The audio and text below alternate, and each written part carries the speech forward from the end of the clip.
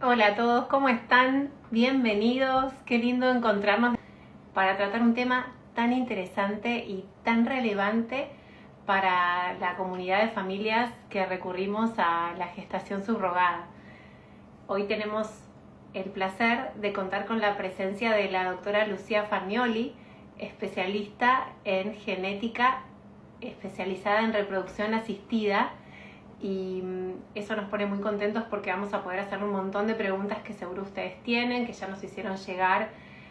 Y bueno, súper contentos de poder compartir este momento para que lo puedan ver cuantas veces quieran o compartirlo con quien lo necesite para poder tener aún más herramientas para encarar el camino de la gestación subrogada. En particular, en nuestro caso, cuando hicimos los primeros tratamientos de reproducción asistida en Argentina, en mi propio útero, nos conformábamos con el informe del laboratorio, una vez hecha la fecundación, que nos manifestaba toda la calidad de los embriones que habíamos obtenido. Y con eso estábamos súper tranquilos y la calidad era buena, pero más adelante, cuando comenzamos el camino de la gestación subrogada, conocimos otro tipo de información que está disponible para las familias que inician este camino, que tiene que ver con la genética de los embriones. Tal es así que en el centro de subrogación solo se transferían al útero de la gestante embriones que hayan atravesado este test de PGT del que vamos a hablar hoy. En ningún caso se transferían embriones que no hubieran sido testeados.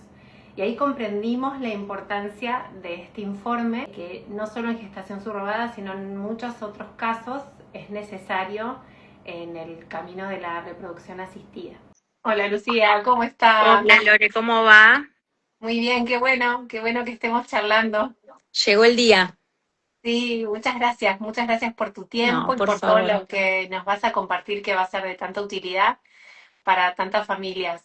Muchas veces erróneamente las familias que iniciamos el camino de la reproducción asistida, con el informe que nos dan en el laboratorio de la calidad del embrión, nos quedamos tranquilos si la calidad es buena y con eso avanzamos. Pero después, más adelante, vamos conociendo que existen otras herramientas como el PGT. ¿Cuál es la diferencia entre estos estudios? Bien, a ver, primero que los embriones, o sea, a ver, ¿por dónde empiezo?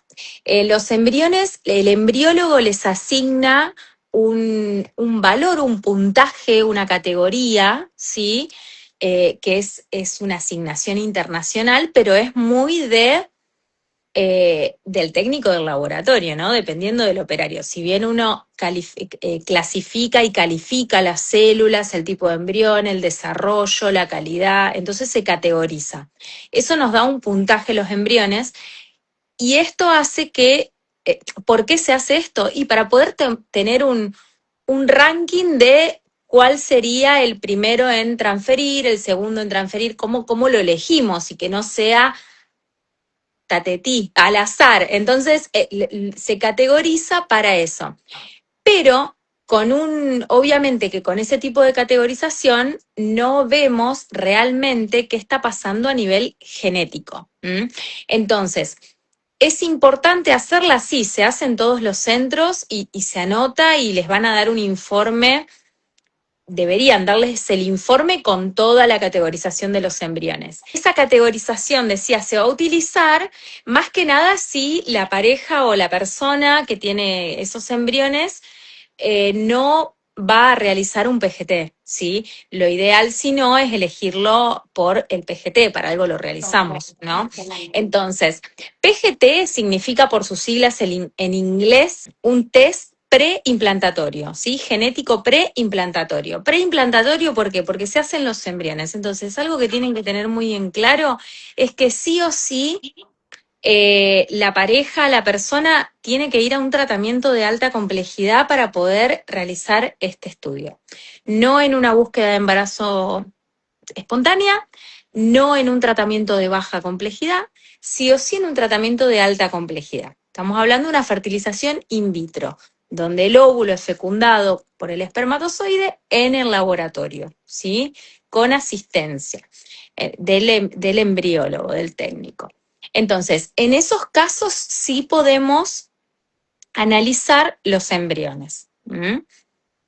Estos Perfecto. embriones se analizan, se pueden analizar en día 3 o en día 5, acá en Argentina, y bueno, y se tiende a nivel mundial ya hace unos años a dejarlos llegar a blastocisto, sería un estadio de día 5 del embrión o día 6, y ahí biopsiarlo. Tomar estas celulitas del trofoectodermo, en realidad no es lo que no va a ser parte del feto, estas células, ¿sí? Son del trofoectodermo. Entonces, son células que van a generar la placenta, ¿sí?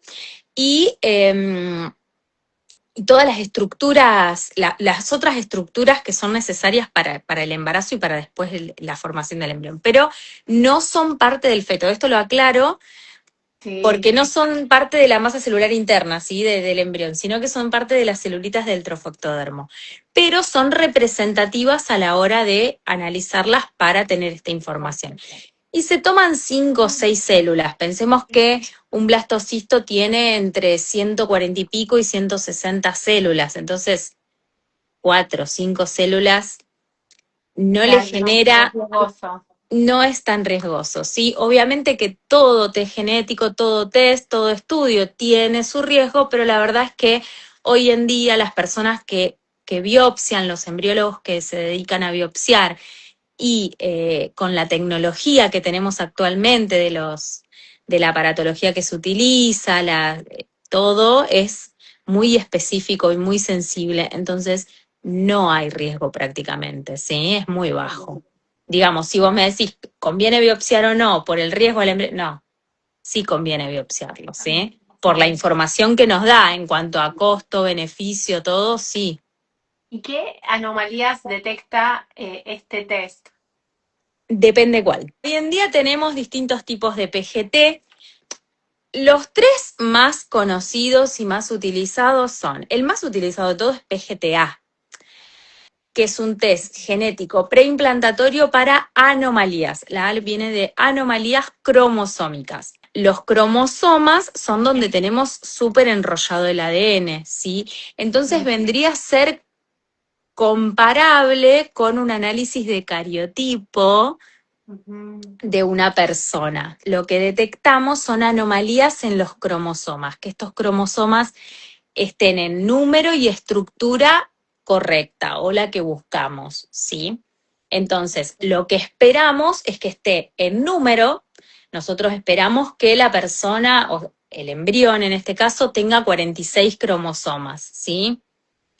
Y que esté en número y que la estructura esté íntegra, o sea, que no le falte ningún pedacito a esos cromosomas. Por ejemplo, voy a dar los 2 ejemplos más frecuentes dentro de lo que es genético. El síndrome de Down, por ejemplo, es una trisomía 21, o sea que el cromosoma 21 está por triplicado, o sea que hay un cromosoma de más. No es lo habitual, no es lo que esperamos habitualmente, ¿sí? Pero sucede y con el PGTA podemos detectarlo. Esto sería trisomía porque hay un cromosoma de más. Monosonía, por ejemplo, es que haya un cromosoma de menos. Por ejemplo, en el síndrome de Turner, que es un síndrome que se da solo en mujeres, donde los cromosomas sexuales hay uno de menos, hay un X menos. Entonces, se da este tipo de síndrome o anomalía cromosómica. Las anomalías que no son detectadas en ese test, quiere decir que nos quedamos tranquilos de que no van a suceder o hay alguna probabilidad. Siempre hay probabilidades, nunca es un 100%. Hoy en día ya a nivel internacional hace muchos años y desde hace 2 años la Sociedad Argentina de Medicina Reproductiva recomienda y sugiere la consulta genética pretest para que ustedes sepan, para que los pacientes sepan antes de realizar el test, los alcances y las limitaciones también, porque si no piensan que con un cariotipo ya no, a mí me dio todo bien, doctora, lo genético, yo no tengo nada. No, pará, ¿qué hiciste? ¿Esto nomás? No. Claro. Hay limitaciones, en todos los test hay limitaciones. Detecta mucho, sí, tiene una alta tasa de detección y hay hay ciertos test que son específicos. Por eso hay distintos tipos de PGT, ¿no? Si no hubiese uno solo que nos detecta todo y sería Claro, mágico. Y todavía no llegamos ahí. claro, el más Eh, frecuente es el A. el más frecuente es el PGTA. ¿Por qué? Porque son las anomalías cromosómicas, sabemos que están relacionadas mucho con la edad de la mujer. Hoy en día que la maternidad se posterga, si vamos a un tratamiento de alta complejidad con nuestros propios ovocitos, hay más chances o se ven incrementadas las chances de que haya alguna anomalía cromosómica en el embrión, a pesar de que el cariotipo a nosotras nos dio perfecto. Entonces, tiene que ver con la calidad ovocitaria, que es algo que no podemos medir, pero bueno, sí podemos detectar estas anomalías en el embrión. Claro. Por eso es lo más frecuente hoy en día el PGTA. Y hay ciertos casos donde se pide otro tipo de PGT. Por ejemplo, el PGTM, M por monosómicos, o sea, son enfermedades de un solo gen. Y acá estamos hablando de gen, no de cromosoma, ¿sí? Pero para poder realizar un PGTM, la pareja previamente tiene que tener identificado qué gen voy a ir a testear o a buscar al embrión. Ok. Ya deben tener Estamos, antecedentes. tiene que haber antecedentes y tiene que haber un estudio genético diagnóstico, Ok. ¿sí? ¿En qué casos, por ejemplo? Bueno, en PGTA, resumiendo, en general se realiza cuando uno utiliza ovocitos propios, muchas mujeres que van a tratamientos de alta complejidad con una baja reserva ovárica también lo realizan, a pesar de que son menores a 35, está. No es para todo el mundo, pero es muy abarcativo, entonces casi, Claro. ¿no? Claro, en nuestro Eh, caso, todos los pacientes que iban al centro de observación atravesaban este test en los embriones que se transferían. Yo no había claro, excepción, porque al haber una tercera persona que iba a hacer esa titánica tarea de gestar, querían optimizar todas las condiciones para que todo se diera está de perfecto, la se mejor ofrece manera. dentro del plan de estudio, ¿no? De Claro, todos los test que se realizan previamente, me parece perfecto, sí, sí, perfecto. sí. Y, y bueno, y con el PGTM, como te decía, como les decía, es sí o sí tiene que tener identificado el gen. Entonces, por ejemplo, lo que más, yo te hablo de mis ejemplos, lo que yo veo en consulta, ¿no? Eh, son parejas que ya tuvieron un hijo afectado por alguna enfermedad genética monogénica y quieren evitar otro hijo con esa enfermedad. Entonces, a ellos no les cuesta buscar embarazo, ¿sí? Ya lograron un embarazo, a veces son personas jóvenes, pero que son portadores de un gen. ¿Mm? Para una enfermedad Claro, recesiva. Entonces, por ejemplo, si yo porto ese gen y mi pareja porta ese gen, tenemos un 25% de probabilidades de que nuestro hijo tenga la enfermedad, no que sea portador, que tenga la enfermedad. Y las enfermedades genéticas recesivas eh, digamos, tienen graves malformaciones o problemas de distintos sistemas de órganos y son la verdad complicado. que complicadas, ahí está. Entonces, la pareja trata de evitarlo y de esta forma sí podemos realizarlo, ¿no? Porque realizamos el PGTM y el embrión que sea, que tenga esos genes no se transfiere, ¿sí? Así explicado a grandes rasgos. Pero Claro, sí o sí, para un PGTM se dice pre-PGTM o tiene distintos nombres, depende del laboratorio con el que uno trabaje, pero se trata de eso, de tener identificado a nivel familiar o a nivel padres el gen, ¿eh? Para saber qué gen voy a buscar. En general, además de hacer un PGTM, también se hace un PGTA, porque ya que biopsio, analizo ese gen, pero ya que estoy también analizo si hay anomalías cromosómicas, porque acá podemos tener 4 resultados posibles, digamos, que sea solo positivo al PGTM, al gen que estoy buscando, o solo alguna anomalía cromosómica y justo ese embrión no no porta el gen o no va a tener la enfermedad, pero sí tiene una trisomía 21, o que Claro. tenga las dos, que me dé paragénico y paracromosómico, o que sea euploide y no sea portador del gen, ¿sí? Esos son a grandes rasgos, después están los detalles, ¿no? Las excepciones, pero... Ese término euploide es bueno conocerlo porque es lo que se llama un gen normal, digamos, Cromosómicamente, no génicamente, es lo más claro, habitual. Lo que nosotros esperamos tener son 46 cromosomas, ¿sí? 23 pares, 22 pares autosómicos y el par sexual. XX si es mujer, XY si es hombre. Entonces, esos 46 cromosomas es un embrión euploide. Si tengo de más o de menos, ya es aneuploide. Por eso decíamos PGTA de aneuploidías cromosómicas, porque es un embrión aneuploide, ¿sí? Después hay que ver qué aneuploidía es. claro.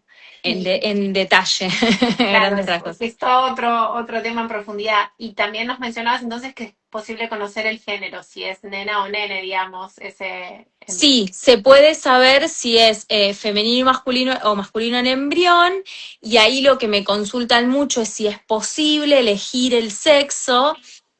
La verdad que antes era menos ético, hoy en día ya se abrió un poco más. Al principio apenas empezamos con los PGT, la verdad era que solo se elegía el sexo si había alguna enfermedad genética relacionada con los cromosomas sexuales. Si no, se elegía el del PGT, por embrión euploide, y por mejor calidad del embrión. Lo que les mencioné Claro, al principio, calidad de esta nomenclatura que le ponen los embriólogos en laboratorio. Entonces hacíamos un combo y hoy en día ya va a depender mucho de las clínicas, ¿no? claro. Pero hoy en día sí, la realidad es que se tiende más a elegir el sexo.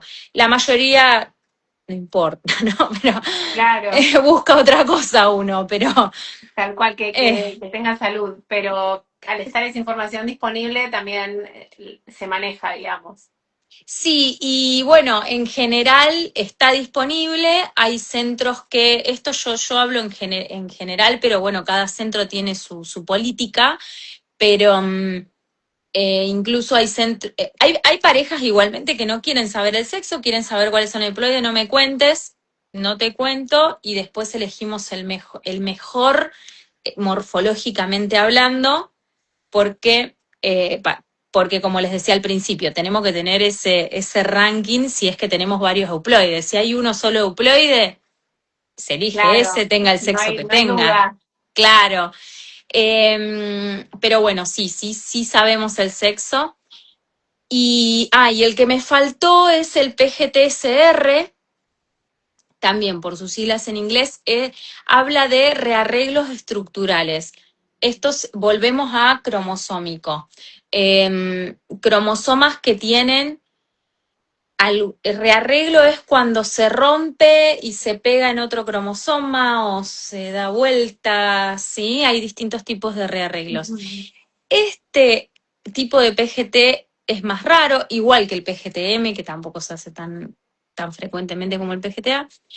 Se dan ciertas situaciones, no todos los laboratorios tienen la misma calidad de PGT-SR, entonces tengan esta consulta pretest para saber con qué laboratorio trabaja la clínica, los alcances y las limitaciones de este test en particular, ¿sí? Eso se los remarco especialmente para este PGT. Se sugiere, por ejemplo, cuando el cariotipo de alguno de los dos, ya sea de la donante de ovocitos o de la mamá, en el caso que fuese, sí, o del donante de esperma o del padre, hay alguna alteración cromosómica. Hay algún rearreglo, alguna translocación balanceada, algo que en el cariotipo aparece, ¿sí? No nos da un cariotipo normal, digamos, sino que da esta translocación. No afecta a la vida diaria de la persona, no es que voy a tener un síndrome por tener una translocación balanceada. En general nos damos cuenta cuando pedimos el cariotipo, pero Claro. puede tener que ver con esta infertilidad o problemas en el embarazo o esto de que se forman embriones pero no implantan o hay abortos recurrentes o los embriones no son euploides. Bueno, tiene que ver con la dotación cromosómica, ¿sí? De los progenitores. Entonces, sí se sugiere cuando el cariotipo da ciertos resultados en particular de los progenitores. Detectar cuáles son los blastocitos euploides ayuda también a evitar el aborto, ¿verdad? Espontáneo. Disminuye, claro, disminuye la tasa de aborto, aumenta la tasa de implantación. ¿Por qué? Porque en realidad un embrión que no es euploide tiene menos chance por la madre naturaleza que es sabia y a veces hace Claro. que ese embrión no prosiga, digamos, o implantándose o no siga creciendo o se implanta pero termina en un aborto espontáneo en primer trimestre, ¿sí? Entonces, muchas veces parejas que no hacen PGT y que vienen con una carga de haber pasado por procesos de aborto recurrente o de fallas de implantación o embarazos bioquímicos, se sugiere el PGTA, porque digo, bueno, vamos a ver la calidad embrionaria también. Los beneficios del PGT, especialmente del PGTA, hablamos de que reduce el tiempo, ¿sí? Para lograr el embarazo. ¿Por qué? Porque uno ya filtra, elige, ¿no? Los embriones euploides Claro. tienen muchísima más tasa de implantación que uno que no es euploide. Aumenta la tasa de embarazo. Si hay un solo embrión, y también nos ayuda a no tener que pasar por estos procesos. Después la teoría te dirá otras cosas, pero lo humano, lo que uno ve diariamente es, bueno, personas que pasaron ya por un aborto, por una falla de implantación, embarazo detenido, y la idea es que no vuelva a suceder y tratamos de analizar todo lo que se pueda, ¿sí? Claro. Para tratar de evitarlo. Evitar. Más si van a un tratamiento de alta complejidad. Pero reduce los costos también, porque el costo de hacer y hacer transferencias cuando tenemos embriones teteados es menos costoso, ¿sí? Claro, tienen En, menos pérdida de tiempo y y de también dinero también, sí, claro, sí, sí, de sí. todas los procedimientos que se harían en vano. Exacto, exactamente. Más allá de que una pone el cuerpo para esos procedimientos, ¿no? O sea, Claro, claro, al sí. margen Y en el de caso eso que no me de, parece menor, claro.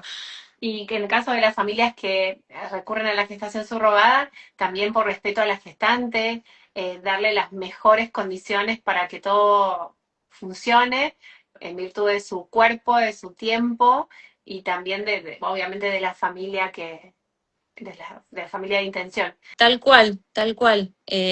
Sea que ponga el cuerpo la mamá o sea que ponga el cuerpo la gestante, ¿no? Y en el caso de donación de ovocitos, sabiendo que normalmente las donantes de ovocitos tienen una edad determinada, que joven en general, ¿se recomienda también el PGTA? Mira, va a depender muy del caso en particular. Si bien es verdad que las donantes tienen menos chance por ahí o sea, menos probabilidad de que el embrión tenga alguna anomalía porque esto aumenta con la edad. También hay que ver cada caso en particular porque tiene que ver la calidad del esperma, la fragmentación espermática, o sea, la otra parte, ¿no? También, Claro, no solo la parte ovocitaria.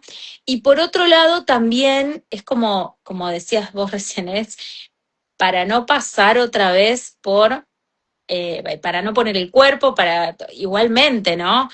claro. No hay garantías de que porque vayas a una ovodonación el embrión va a ser euploide, no. Entonces, nada, Es disminuye mucho los optimizar. riesgos. Igualmente, claro, es como para optimizar un poco el FIBIXI.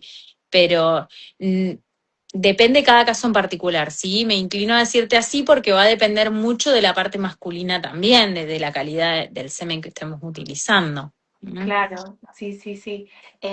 ¿Y qué recomendación harías vos a las familias que están ahora en tratamientos de alta complejidad acerca del PGT? ¿Qué es lo que les recomendarías? Primero, primero lo que les dije hace un rato, que hagan la consulta pre-test, que se saquen todas las dudas, que veamos cada caso en particular, qué conviene hacer, ¿sí? En costo-beneficio. La verdad que el test tiene prácticamente todo positivo, ¿no? Está bueno la tecnología. Yo soy partidaria de que si uno no puede lograr un embarazo espontáneo, obviamente la idea es agotar recursos, pero si hay que pasar a un tratamiento de fertilidad, apoyémonos en la ciencia, ¿no? Totalmente.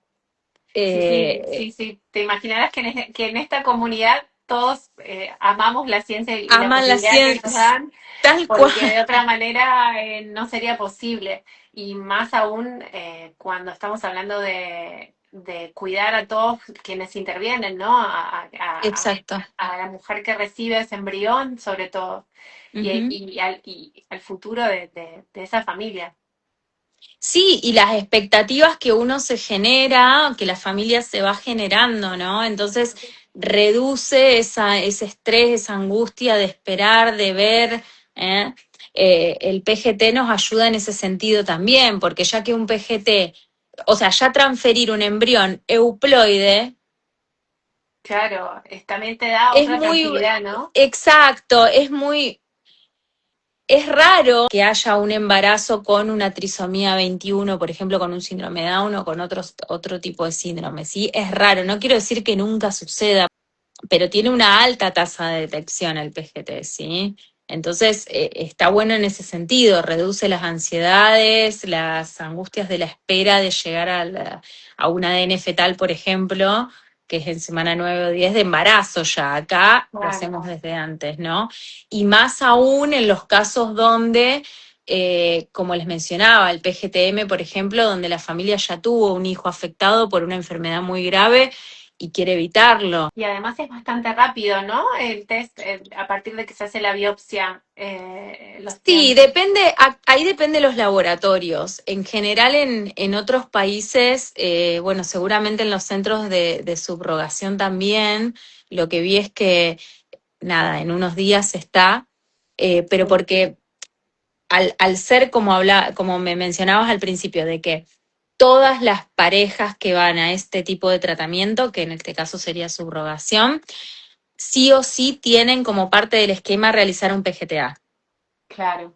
Entonces tienen una cantidad importante y me animo a decirte que tal vez el secuenciador lo tienen ahí en el mismo centro. Acá en Sí, Argentina lo que sí, tal sucede cual. es que los centros de fertilidad no tienen este tipo de tecnología, son laboratorios externos donde uno envía la muestra, ¿sí?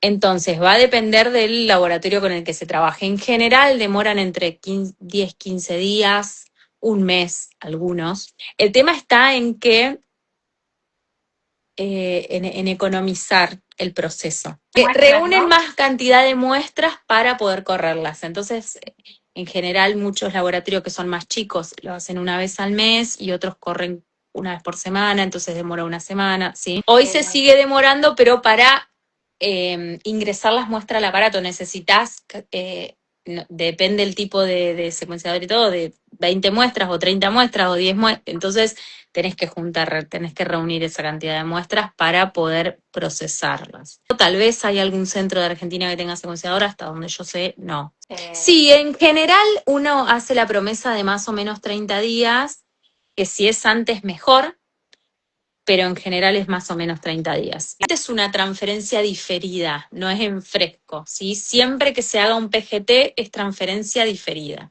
En fresco sería que claro, formamos el embrión y ese mismo día ahí, una vez que el ovocito está fertilizado, se transfiere. Pero no podemos hacer PGT. claro, claro, siempre hay que criopreservar.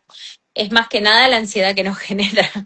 Claro, sí, sí, es la tranquilidad de tenerlo La parte enseguida. psicológica. más que Sí. Sí, médica, ¿no? sí, puedo dar fe porque en su momento, cuando nos enviaron el resultado, que también como era el mismo centro que se hacía en nuestro caso, fueron unos poquitos días y fue una tranquilidad, más allá de que después había que esperar el próximo paso, Sí, sí, sí. pero te da bastante tranquilidad y te da alegría también porque al final sabes a partir de ese informe cuántos embriones tenés criopreservados que son viables, digamos. Entonces te da Claro. también mucha tranquilidad.